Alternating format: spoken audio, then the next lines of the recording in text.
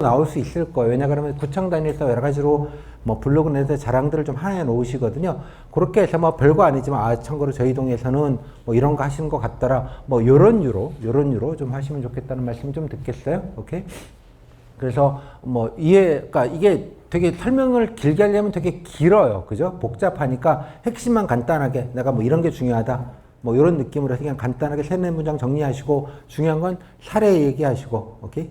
또 사복직은 당연히 뭐 아주 잘 복지적인 차원에서 접근하셔야 될 테고 일행분들은 뭐 여러 가지 마을 공동체 차원에서 마을 공동체 중에서 어려운 분을 돕기 위한 뭐 약간 이런 느낌 또 임산부들 뭐 이런 것들은 아이를 키우는 거에 위한 이런 느낌 그러니까 뭐 어르신분들은 마찬가지로 여러 가지 복지 서비스를 알려드리기 위한 그러니까 찻돈이라는 게 어려운 사람을 도와주는 이런 복지 혜택 제도만이 아니라 마을 공동체의 밑자락을 만들어내는 서로들을 주민들을 연결시키고 그죠? 서로 인사시키고 그래서 주민들이 자체적으로 어려운 분도 돕고 동네 일도 해결하고 필요한 거 있으면 서울시에다가 요구하는 것도 담당 주무관들한테 직접 바로바로 커뮤니케이션하는 방법으로 해주고 또 주민들이 뭔가를 할 때 서울시가 뭐 구에서 이렇게 지원이나 도움들을 금전적인 면이든 하드웨어적인 면이든 아니면 교육이든 어떤 사업을 하면 이제 뭐 정보를 알아야 되니까 전문가가 오셔서 교육을 한다든가 뭐 등등등 뭐 이런 것들과 연계이 되어져 있다라는 것. 다음에 여기 많은 자원봉사자들, 또 참여자들 이런 분들이 결합이 되어져서 많은 것들이 가능할 수 있다라는 뜻이에요.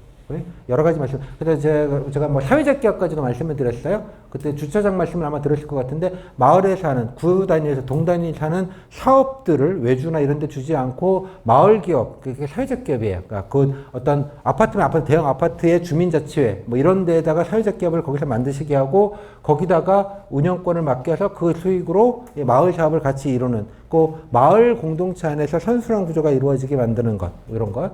다음에 대상은 주로 말씀드렸다시피 어떤 거? 어려우신 분들 돕는 거. 그죠? 물론 이제 수급자분들은 나라에서 뭐 생계급여나 이렇게 일부 들어가지만 그 돈 가지고는 뭐 택도 없는 것이고 원래 여러 가지 뭐 일자리가 됐건 뭐 반찬 드리는 것부터 시작해서 말벗 해드리는 봉사활동 연계시키는 것부터 시작해서 그렇죠? 또 뭐 특히 안에 뭐 어려운 분들이 좀 다문화 가정이 있다고 칩시다. 그분들도 한국 적응하면 힘들잖아요. 그러니까 같이 뭔가 주민들이 같이 도와줘서 뭔가 같이 할 수 있는 뭐 이런 구조들. 그러니까 모든 게 가능합니다. 자, 미세먼지와 마을 공동, 그러니까 찻동은 이제 마을 공동체의, 그러니까 처음에 시작은 찾아가는 동주민센터로 시작했으나 점점 마을 공동체 사업으로 좀 확대를 계속 나가는 거에 일환이 됐다라고 제가 말씀을 드렸고요. 마을 공동체는 여러 가지 것들이 가능하기 때문에 제가 기승전 찻동 이런 말씀을 드린 거예요. 이유는 예컨대 미세먼지 대책을 봅시다. 미세먼지 대책 차량의 이부제 같은 거 물론 강조라는 경우도 있지만 시민들이 자발적으로 참여를 해주는 게 중요합니다. 평소에도. 예를 들자면 그러니까 어떻게 참여를 해요? 평소에. 자발적으로. 그러면 뭐겠어요? 마을 단위에서 근데 뭐 반상회가 됐건 주민자치회가 됐건 그죠? 아니면 주민들끼리 같이 뭔가 해서 우리 아파트에서는 가급적이면 이렇게 좀 합시다. 이렇게 좀 제안하고 예를 들자면 이렇게 좀 서로 자발적으로 이렇게 뭔가 의견들이 모아지고 그걸 가지고 서울시가 좀 약간 그게 뭐가 됐건 도와드리고 뭐 이런 걸 말하는 거예요. 그죠? 그러니까 서울시는 지방자치단체이기 때문에 뭔가 시민들을 직접적으로 교육을 하는, 강제하는 걸 하기가 되게 쉽지 않습니다. 왜냐하면 그건 국가적인 차원의 법이 있는 거예요. 그러니까 미세먼지면 나가지 마 라고 법으로 강제할 수 없어요. 그건 서울시가 할 수 있는 영역이 조례 영역이 아니라는 뜻입니다. 조례나 규칙을 할 수 있는 영역이 아니잖아요. 대부분 캠페인을 해야 되는 거예요. 그래서 서울시가 협치라는 시정 목표가 있는 게 거버넌스죠. 쉽게 말하자면 거버넌스라는 게 말이 어려워서 그렇지 시민들이 자발적으로 참여하게 만들고 그 참여하는 거를 거들어주는 방식 그런 식으로 시정을 참여해서 자발적으로 이루어지는 이런 모양새를 무조건 다 갖춰야 되는 거예요. 이게 코로나도 마찬가지입니다. 똑같습니다. 자발적으로 참여한다는 의미에서는 뭔가 오케이? 자, 물론 서울시가 복지동문이 찾아가서 이렇게 복지 사각지대, 마스크 사각지대 이런 분들 찾아다니면 살 수 있어요. 그죠? 물론. 하지만 그렇게 아주 극빈층이나 이런 분들은 차라리 쉬워요. 타겟이 딱 되니까. 하지만 애매한 분들 많아요. 애매한 분들. 대상자가 아닌. 이런 분들은 어떻게 되겠어요? 공동체 안에서 서로 도와주고 찾아두고 이웃끼리 알려주고 이러는 게 필요하다는 뜻이에요. 그죠? 그래서 마을 공동체는 앞으로 코로나 이후에는 되게 더 중요해질 수 있습니다. 왜? 이웃끼리 서로 도와야 되는 거죠. 정부나 서울시가 어떤 법적인 대상자, 도와줘야 될 대상자, 사복직으로 말하자면 수급권자가 되는 사람은 차라리 쉽다고요, 그분들은. 하지만 그렇지 않은 영역에서 서로 돕는 것. 그죠?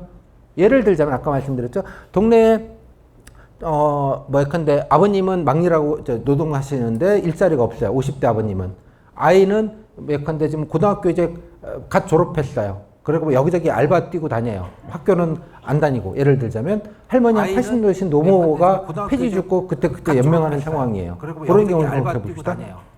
그러면 50대 되신 아저씨가 한 분 계시기 때문에 아마 수급권자는 되게 힘들 거예요. 일단 그거 자체만으로. 그러면 아이도 공부하려면 좀 힘들고 뭐 그렇지 않겠어요? 그러면 마을 공동체에다가 우리 동네 주무관 있죠? 동네 PC방 사장님 잘 되는 사장님이 있어요. 얘기하다가 그죠? PC방 는 사람이 필요한데 동네에 이 친구가 있는데 되게 착하고 성실한 친구다. 동네에서 늘 봤는데 좀 여기다가 좀 취직을 좀 시켜주면 안 되겠냐? 얘기하면 괜찮다고 동네 애들이니까 믿을만 하잖아요. 맡기고. 그럼 걔도 일자리가 생기고 서로 믿고 이게 공동체적으로 할 수 있는 일이라는 뜻이에요. 이런 방식으로. 어떤 느낌인지 아시겠죠? 그러니까 공동체라는 개념은 넓게 보지 마시고 동이에요. 동이 우주예요.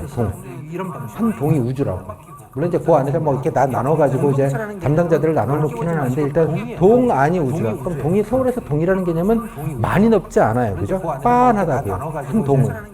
아주 빤하죠. 이 골목골목까지. 그 안에서 주민들께 서로 연결하고 얘기하고 하는 구조를 만들겠다는 뜻입니다. 오케이? 그러니까 생각해 보시면 많은 것들이 작동이 가능해요. 여기서부터는. 별거 아니지만.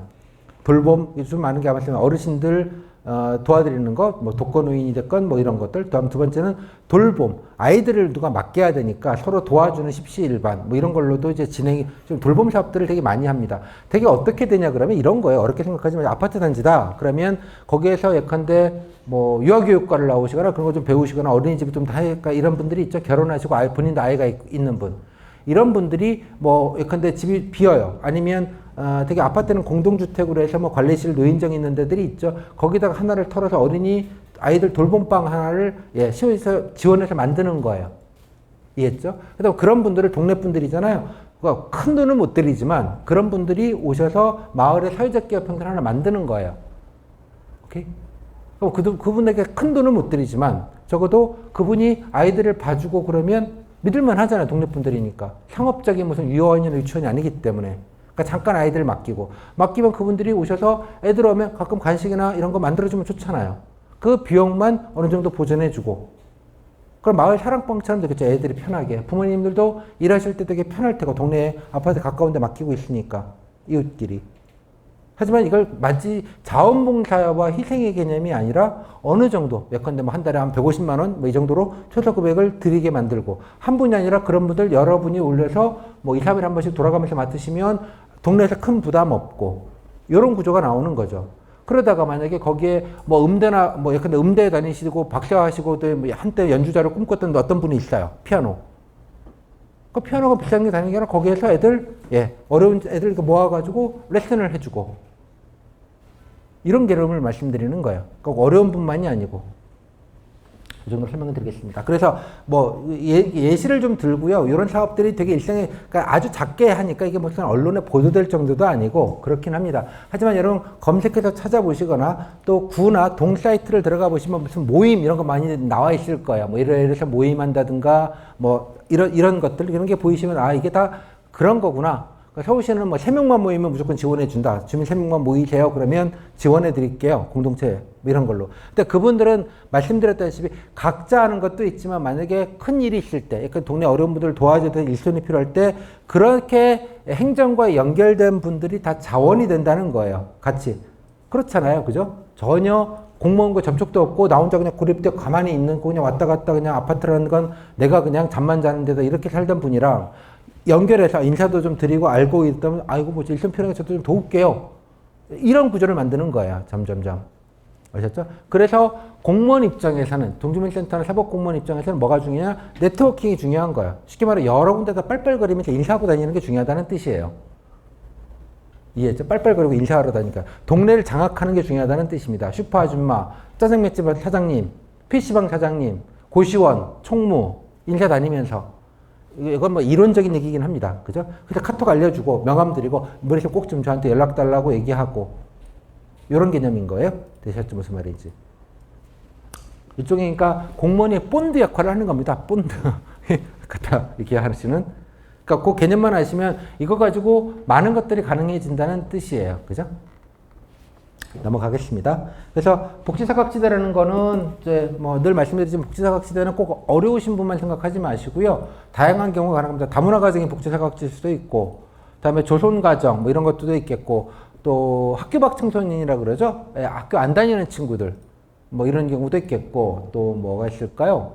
특히 이제 요즘은 이제 어린 친구들 이게 좀 어려서 일찍 좀 예, 뭐 일찍 좀 그 사랑에 눈을 떠서 항상 그게 이제 아동학대의 가장 큰 문제가 되는 게 대부분 그런데 20대, 뭐 10대 후반이나 고등학교 졸업하자마자 하여간 임신을 해서 서로 책임감이 없이 하다 보니 막 버리고 뭐 이렇게 되고 그래서 이제 아이들을 미워하게 되고 부모 교육을 못 받았으니까 학대를 하게 되고 그런 친구들이 생계를 제대로 유지할 수 없으니까 아이가 다 돈이거든요. 이게 다 돈. 그러니까 이렇게 안 좋은 학대 구조로 많이 나가게 되는 구조들이 그렇게 좀 있습니다. 아이들이 제대로 크지 못하거나 예. 그러니까 이것도 사각지대예요.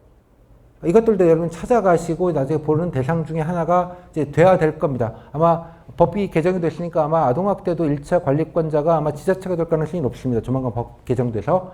그럼 특히 담당자가 사법공무원이 직접 찾아가서 확인하고 하는 작업들을 아마 뭐 머지않아 법이 좀 개정이 추진되고 있으니까 그런 것도 가능할 겁니다. 그러니까 차동의 대상에 그 어떤 아동학대가 의심이 되는 가정까지도 이제 포함될 수 있다는 뜻이에요. 이제 점점. 그러니까 다 되는 거예요, 이제 다. 그렇죠? 그 정도의 느낌. 그다음에 1인 가구와 구독자 문제는 뭐 같은 건데 1인 가구는 뭐 여러 가지가 있으니까 그 뭐 각자 여성, 남성, 연령 뭐 다 다양하니까 강의 때 여러 가지 말씀드렸으니까 그냥 강의 때 말씀드린 정도만 해결하시면 될 것 같습니다. 구독자도 마찬가지. 요즘 근데 생각보다 구독자가 정말 많이 줄었습니다. 예. 한 5년, 6년 전에 보면 진짜 뭐 툭하면 나오는 구독자였는데 요즘 구독자 뉴스를 검색해도 잘 안 나와요. 예. 그 정도로 이제 점점 그러니까 서울시 같은 경우에는 왜냐하면 서울시는 이런 사람도 많고 너무 다양한 사람들이 있고, 그죠? 아주 잘 사는 사람도 있지만, 정말 못 살거나 힘드신 분들도 지천에 깔렸단 말이에요. 그 다음에 고립되어 있는 가구도 진짜 막 전국에서 최고로 많을 거 아니야. 뭐, 일단 상식적으로. 그럼에도 불구하고 이렇게 구독자 문제가, 예, 크게 문제가 없다는 거는 그래도 이런 시스템들이 어느 정도는 좀 작동을 해야 하는 게 아닌가. 물론 이제 지난해 제가 탈북 모자분이 안에서 돌아가신 게 한 달 뒤인가 발견이 되면서 한번 발가닥 한 적이 있고, 여러분 이제 후기를 보시면 많이 봤던 그 사건이 있기는 했습니다, 분명히. 그 전전해에는 신림동에서 마찬가지로 40대 후반, 50대 남성분들이 한 두 분인가 연달아 자살을 하시면서 아예 찾아가자, 아예 내 방을 거부하시는 분들이죠. 혼자 조용히 있다가 이러시는 분들이 있어서 그런 분들이 복지사각지가 돼서 재작년인가 서울시에서 대책을 이런 분들을 어떻게든 좀 끌어내겠다고 좀 말씀을 좀 드린 게 있었습니다. 참고로 재작년에 돌아가신 박 시장이 저기 옥탑방 할 때 옥탑방 그 윗집인가에서 구독자가 있었다는 거 아니에요. 그래가지고 또 그러니까 은둔형이죠. 그러니까 구독자라는 게 그분은 가족도 있고 다 있는데 혼자 그냥 아예 어릴 때부터 이렇게 나오신 거예요. 그래서 이제 어머님이 시골에서 오셔서 밥 주러 반찬 가지러 왔는데 그렇게 됐던 거를 그때 발견해가지고 난리가 나서 박 시장 바로 근처 동네에서 벌어지니까 또 논란이 되기도 했습니다. 근데 그거를 다 컨트롤하기는 좀 현실적으로 좀 어려워요. 실제로 여담이지만 구독자가 가장 많이 되는 데가 의외로 시골입니다. 근데 충남, 충북 뭐 이런 데, 강원, 뭐 경북 이런 데가 노인 구독자가 제일 많습니다. 그러니까 자살도 많고요. 이게 80대, 70대 넘어가시는 어르신들이에요. 혼자 계시다가 아니면 뭐 여러 가지 이유로. 그러니까 그쪽이 좀 더 자살률이 훨씬 많이 높아요. 서울은 뜻밖에도 생각보다 적어요. 그런 장점이 있습니다. 근데 물론 서울시도 찻동이나 이런 시스템이 작동하지 않았다면 가장 많았겠죠. 상식적으로. 많을 수밖에 없었던 구조인데 그다 공무원들이 나름대로 그래도 찻동 공무원들이 노력을 하신 덕분이다 정도로 그죠? 이거 여러분 다 면접 답변 같지 않아요? 아무튼 찾아보시고요. 네. 다음 미세먼지입니다. 미세먼지는 교재에도 뭐 많은 게 나와 있으니까 그 시민 참여가 중요하고 시민 참여는 뭐 자동차 제가 가장 많이 하는 게 자동차 얘기를 많이 하니까요. 그렇고 다음에 그 서울시에서 많이 하는 것 중에 하나가 보일러입니다. 예. 2번 타는 보일러, 컨덴싱 보일러 바꿔주는 거. 아파트 가시면 이제 겨울에는 이렇게 붙여놔요. 뭐 자기 부담금 한 15만 원만 내시면 뭐 구청에서 15만 원, 뭐 서울시에서 뭐 20만 원 이래가지고 예, 보일러 바꿔준다고. 그러니까 모든 거 타는 건 다 미세먼지가 나오기 때문에 태우는 거, 고등어를 굽건 번개탄을 피우건, 그죠? 자동차가 됐건 타면 다 미세먼지가 무조건 나오는 거예요. 그래서 미세먼지 자체를 줄이겠다는 이유로 보일러가 워낙 크니까, 다 있으니까, 그래서 보일러 교체 사업 같은 것들을 합니다. 뭐 그런 것들을 지원하는 사업도 생각을 좀 해보시고요. 시민참여 방안의 본질은 말씀드린 대로, 자동차 들타기, 대중교통 이용하기가 뭐 가장 큰 부분이니까 일단 시민 차원에서는 뭐 그 정도를 좀 신경 쓰시면 될 것 같습니다. 마을 공동체랑 연결시킬 수도 있는 부분이다 말씀드리고, 서울시는 참여하시면 그러니까 에코마일리지 뭐 이런 방식으로 해서 참여해 주시면 이게 보너스를 드리는, 이해했죠? 물론 이제 강제할 방법은 없어요. 물론 이제 공공기관에 이부제 해가지고 차량 주차 못합니다 이런 건 있는데, 그건 강제하는 게 아니잖아요. 그건 막는 것뿐이고, 아예 차를 못 다니게 할 방법은 당연히 없어요. 서울시 권한은. 다만 안 하시면, 그죠? 조금 지원해 드리는 거, 에코마일리지 뭐 등등등 해서 에코마일리지로 해서 따릉이를 타게 만들고 뭐 약간 이런 구조를 만드는 거죠. 또 장기적으로는 따릉이나 보행친화 도시나 이런 것들이 다 장기적으로는 이제 서울시 공기를 깨끗하게 하기 위한 미세먼지 대책이기도 합니다. 그러니까 넓게 생각하시면, 이것도 제 그 교재 사례집, Q&A 정책 사례집 보시면 여러 가지가 나와 있으니까 그거를 보시고 참고를 하시면 좋을 것 같습니다. 다문화도 그냥 언제든지 물어도 되는 겁니다. 요즘 근데 다문화가 문제가 되는 게 요즘 뭐겠어요? 코로나 때문에 더 문제가 되죠. 엊그저께도 지금 충남인가 충북에서 그 무슬림 분들이 이제 거기 뭐 라마단 말고 이제 몇 개 지켜야 되는 몇 개의 의료 지금 제사들이 있어요. 의례들이. 얼마 전에 그거 모였는데 200~300분이 모이셨는데 이제 거리두기가 안 돼 있고 실은 또 몇 분은 걸렸는데도 참석했다. 그리고 이제 한바탕 또 난리가 난 적이 있습니다. 그러니까 문화적 차이들인 거죠. 인식 차이와 문화적 차이. 그러니까 이 부분에 대해서 좀 갈등이 있고, 특히 이제 연초에 중국 뭐 입국 금지 어쩌고 저쩌고 해가지고 이제 좀 외국인에 대한 뭐라 그럴까요? 이러한 좀 차별성 이런 것들이 좀 있으니까 그런 것들에 관련된 걸 연결시켜서 좀 생각을 해보실 필요가 있다고 생각이 좀 듭니다. 다음에 노인 일자리. 누가 또 노인 일자리 그렇게 물어보셨는데, 노인 일자리는 답이 없어요, 사실은. 공공에서 제공해 주는 거 외에는 달리 뭐 방법이 있겠습니까? 그죠? 물론 제가 교재에 보시면 노인 일자리 사업이 분류가 되어져 있습니다. 그 정도 용어 정도는 기억하시고요. 뭐 사회공헌형 일자리네 뭐 어쩌고저쩌고 몇 가지가 좀 있죠. 근데 기본적으로는 그 공공에서 어떻게든 좀 제공해 주는 것밖에는 없어요. 뭐 대표적으로 제가 강의 드렸던 것 중에 하나가 안심 스카우트, 귀가 서비스 있죠. 귀가 안심 서비스 하시는 그 분들도 다 공공 일자리입니다. 쉽게 말하자면 공공 일자리. 그래서 뭐 해보시면 한 달에는 50만 원, 60만 원 선이에요. 뭐 큰 돈을 받으시는 건 아니고, 근데 그분들에게는 되게 귀한 돈이죠. 그러니까 사회에 조금 더 기여하고, 그거는 안전에 관련된, 여성 안전에 관련된 것이고, 뭐 순찰도 좀 도시고 사각지대에 뭐 이러는 방식으로 해서 좀 공동체에 기여하는 방식으로 하는 공공 일자리가 시에서 할 수 있는, 그래도 좀 어쩔 수 없는 그 부분이 있고, 어디에 강제 취업하고 하시는 건 해주면 좋겠는데 좀 쉽지 않은 일이기는 하죠. 그 부분에 관련돼서 생각만 해주시면 좋겠습니다. 답 없는 얘기라. 베이비부모도 마찬가지입니다. 50+ 세대 얘기도 많이 묻죠. 근데 이제 인생 이모작 어쩌고 저쩌고 뭐 이런 얘기도 있고 뭐 그렇긴 합니다. 좀 있으신 분들, 좀 버신 분들, 좀 배우신 분들, 이런 분들은 사회공헌형, 좀 봉사 개념으로 하시면 되는 것이고, 그 다음에 그렇지 않은 분들은 뭐 장사를 하거나 아니면 뭐 뭔가 이제 먹고는 살아야 되니까 뭔가를 이제 창업을 하거나 이런 걸로 연구하시면 그 창업 지원, 어마한 거 무조건 프랜차이즈 낚이셔가지고 그냥 다 털어넣으시고 이러지 않으시게 뭐 하는 것들을 알려드린다거나, 또 하나, 또 제가 나중에 그 다큐멘터리 하나 보여드릴게요. 다큐 3일에 그 50+ 센터를 보여준 게 있어요. 근데 지금 현재 50+ 센터는 되게 취미 쪽으로 많이 가 있습니다. 현실적으로 뭔가 이렇게 창업 지원이나 이런 거 하기 좀 쉽지가 않거든요. 동네에 다 구마다 50+ 센터가 있습니다. 실제로. 그래서 검색해 보시면 나와요. 그래서 거기 프로그램을 한번 들어가서 보세요. 보시면 뭐 오카리나 연주, 북글씨 뭐 이런 거 많아요. 대개의 경우가. 그래서 창업 지원 이런 것까지 하기는 좀 어렵고, 약간 취미센터처럼 약간 50+ 세대나 60대 초반 분들의 문화센터 같은 느낌으로 지금은 많이 운영되고 있는 부분도 좀 있어요. 부모님 심심하시면 가라고 하세요. 작년에 후기 보시면 강제로 어머님을 보낸 분도 계세요. 갔더니 되게 좋더라? 이러면서 뭐 이제 동네 친목도 도모하시고 뭐 이런 얘기도 있는데, 뭐 본인이 가실 건 아니지만, 근데 다큐 3일에 보면 제가 그게 더 인상적이었는데, 그런 취미 중에 이런 게 있었어요. 보시면 재밌게 봤는데, 50대 한 중후반이나 60대 초반 되는 노인들은 아니고 약간 젊은 그분들이세요. 평생 부엌에 들어가 보지 한 번도 없는 분들이야. 라면도 못 끓이는 분들이에요. 그분들을 동네에서 모아놓고 그분들이 밥 짓고 반찬하는 걸 가르쳐 주는 거예요. 그래서 본인들이 밥을 지어놓고 김치찌개 넣고 먹으면서 와 내가 그래 너무 맛있다 이러면서 막 밥 드시고 이러는 게 나와요. 중요한 일입니다. 1인 가구 대책입니다. 그죠? 1인 가구 대책. 근데 사 먹으면 비싸고요. 몸에도 좋지 않고 그냥 간단하게 이제 해 먹어야 되는데 그 남성분들은 그 요즘은 그래도 많이 요리가 유행이 됐지만 그때 정도만 돼도 저도 그렇습니다만 그러니까 부엌에 들어오면 남자가 이런데 왜 들어오냐고 이렇게 내치던 시절이세요. 어머님들이. 특히 시골에 다녔던 분들 그게 되게 심해요. 그러니까 밥이라는 거는 그냥 나오는 것만 보지 어떻게 하는 걸 정말 모르는 분들도 생각보다 많습니다. 또 먹고 살기 바쁘다 보니 그냥 알아서 그냥 인스턴트로만 때우시다 보니 아예 뭐 생각이 없고 뭔가 좀 차려 먹으려니 좀 그렇고 여러 가지 이제 고민들이 있는 것이죠.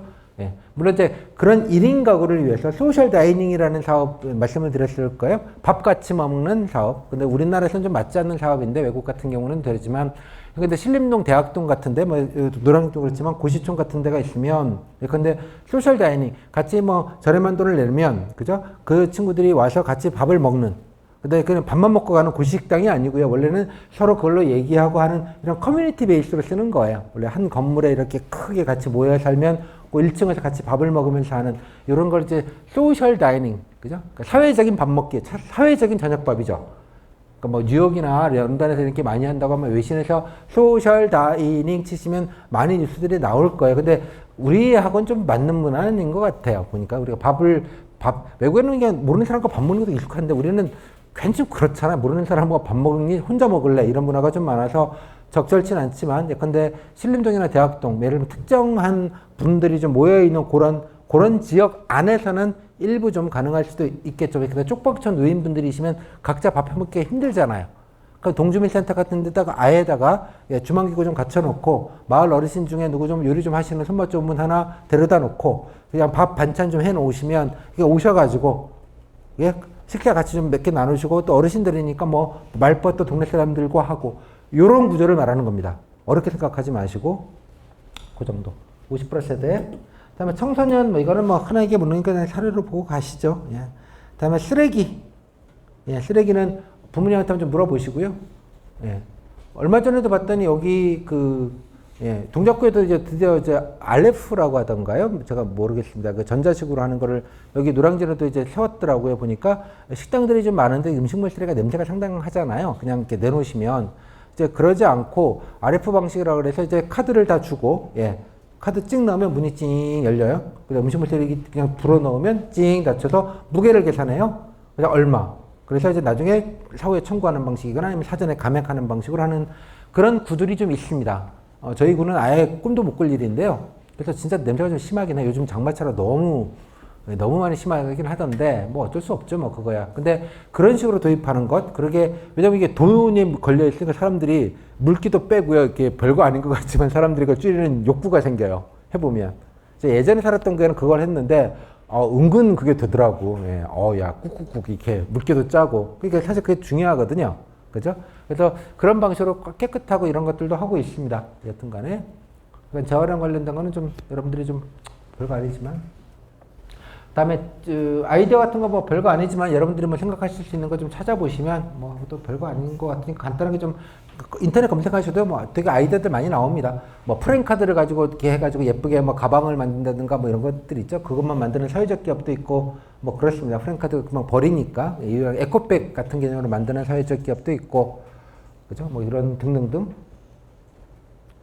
그다음에 젠트리피케이션. 근데 요즘 이제 젠트리피케이션을 걱정할 때는 좀 이제 아닌 것 같고요. 장세가 다 안 되고 있으니까 다 망하고 있잖아요. 지금 상황이.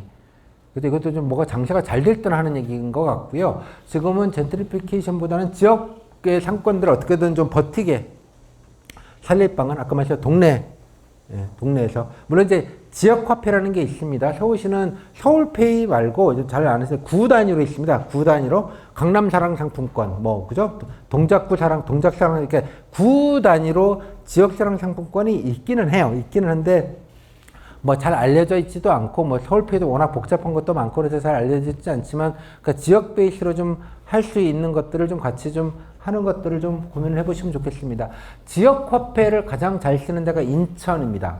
인천에 특정 구가 있어요. 제가 뭐 이름 다 말씀드리는 것보다 검색해서요. 인천 지역화폐 우수 사례, 지역화폐 우수 사례 그러면 이걸 어떤 식으로 지역 상권과 연결하는지 대표적인 게 배달 서비스랑 연결을 시켜버리는 겁니다. 배민을 안 쓰고 배달의 민족을 안 쓰고 지역화폐 연결 사이트와 배달 사이트를 연결을 시켜버리는 거예요.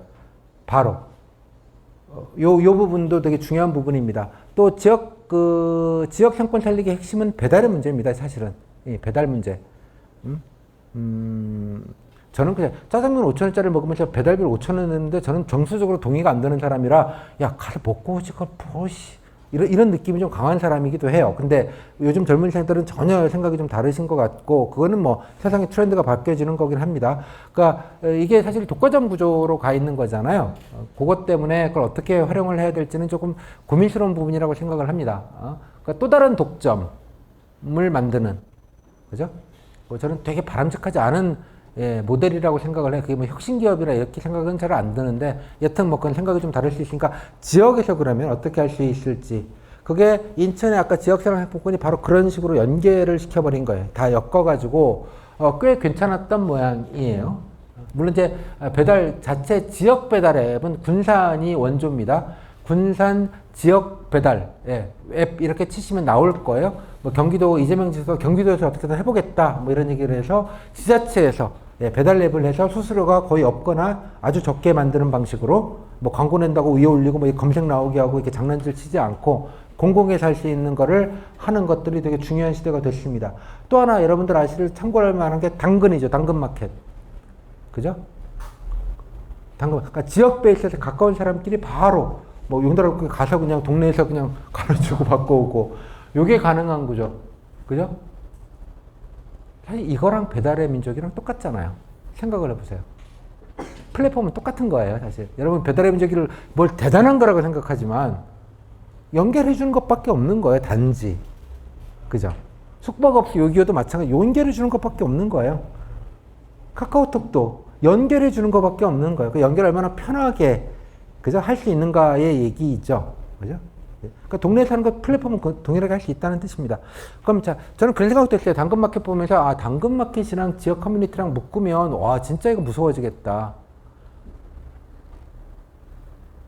어떤 느낌이죠? 제가 이거 도와드리고 싶어요. 아니 팔는 거 말고요. 이거 필요한데 지금 누구 가져다 쓰세요. 그런 거 되게 많이 올라옵니다. 그냥 갖다 그냥 그냥 배송이 필요하시면 배달면 내고 그냥 가져가세요. 멀쩡한 물건들. 그것 때문에 그게 뜬 거예요.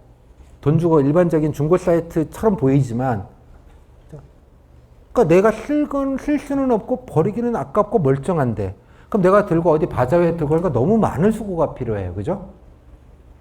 오케이? 그러니까 지역사회의 자원들을 효과적으로 배분한다. 유식한 말로. 그런 방면에서 되게 좋은 일이라고 생각을 합니다. 이 부분에 대해서는.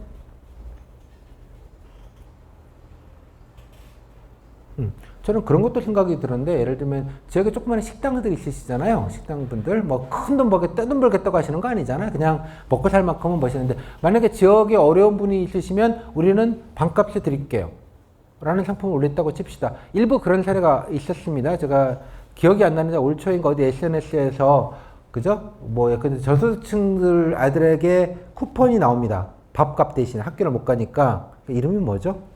아이들한테 그게 나와요. 식권 비슷하게. 얼마짜리 카드. 그 편의점에서 애들 그건 되게 창피한다는 거 아니에요? 못 사는 집 증명하는 거라고. 그러니까 카드에다가 넣어주는 거예요. 포인트를.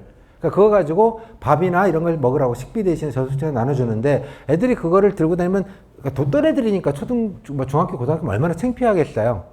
그죠? 그러니까 그래서 또 그런 애들이 와서 밥 먹으면 식당에서 또 안 좋아한다는 거야. 괜히 식당 이미지 안 좋아. 좀 좋은 식당이면. 그럼 되게 좀 잘못된 거라고 생각하는데, 그래서 어떤 그 오너셰프인가가 그런지 파스타집인가 돈가스집인가 그런데 오라고 보여주고 그냥 우리 돈 안 받을 테니까 동네에 아무나 오라고 그냥 아예 안 받겠다고. 그러니까 그게 올려가지고 그거가 되게 화제가 된 적이 있어요. 올 초에 아예 동네에서. 그러니까 사람들은 다 그렇다고 생각을 해요. 저는 다 좋고 그죠? 어떻게든 도와주려고 하는데 내가 방법을 모르잖아요. SNS에 올리는 것도 애들이 그런 걸 볼 리도 없고. 그러면 누굴 찾으면 되겠어요? 우리 동네 주무관이나 그죠? 동주민센터에도 연락을 하면 되는 거예요. 근데 그것도 귀찮잖아요. 힘들고 괜히 무슨 사람이 그런 마음이 있다면 아, 그래. 당근마켓에다 올리자. 자, 저소득층 카드 있는 애들 와요. 1,000원에 줄게. 그냥 다. 이런 문화가 되는 게 가장 이상적인 모델이 아닌가 싶어요. 제가 당근마켓 오너였으면 이런 캠페인을 할 것 같아요. 지역사회에서. 참고로 그 오너는 제가 인터뷰를 봤는데 누군지 궁금해서 봤는데 광고를 붙일 생각이 일체 없다. B2C로 돈을 받을 생각이 없다. 그러니까 B2B로 뭔가 이제 모델을 만들고 있다. 그런 얘기를 들으면서 아이고, 야, 또 기특한 젊은이네? 뭐 이런 생각이 좀 들었습니다. 여튼 뭐 당근마켓에도 써본 적도 없어요. 참고로 쓰는 걸 보고는 자, 이런 것들도 여러분들이 맨날 인스타그램요, 뭐 홍보하면 이렇게 생각하지 마시고 이건 너무 초보적인 얘기고 아마추어 같은 얘기니까 한번 본인이 써보세요. 동네에. 그럼 여러 가지 아이디에이션이 들만한 얘기가 생각되지 않을까라고 생각이 들어서 그렇죠? 그래서 SNS 지역 그러니까 스마트폰이라는 건 네트워크 이게 스티브 잡스의 위대한 점인데 배민이 위대하거나 카카오가 위대한 게 아니에요. 이거를 폰 안에서 모든 게 구현하게 만드는 잡스 오빠가 고 잡스 형님이 남겨주신 유산들이잖아요. 여튼 근데 지역사회에서 모두가 연결될 수 있다. 동 안에서 폰 하나로. 그럼 어떤 플랫폼을 공공에서 만들 것인가? 이제 여기가 되게 이제 중요한 포인트라고 생각을 해요. 지금 차동은 몸으로 가는 거예요. 몸으로. 어느 정도 몸이 가야 돼요. 자, 몸으로 어느 정도 갔다고 치고 그러면 사이버로 이걸 다 엮어내는 과정이 되게 중요하다고 생각이 들어요. 그러면 지역 살리기, 복지 사각지대, 또 지역에서 여러 가지 그죠? 뭐 등등등.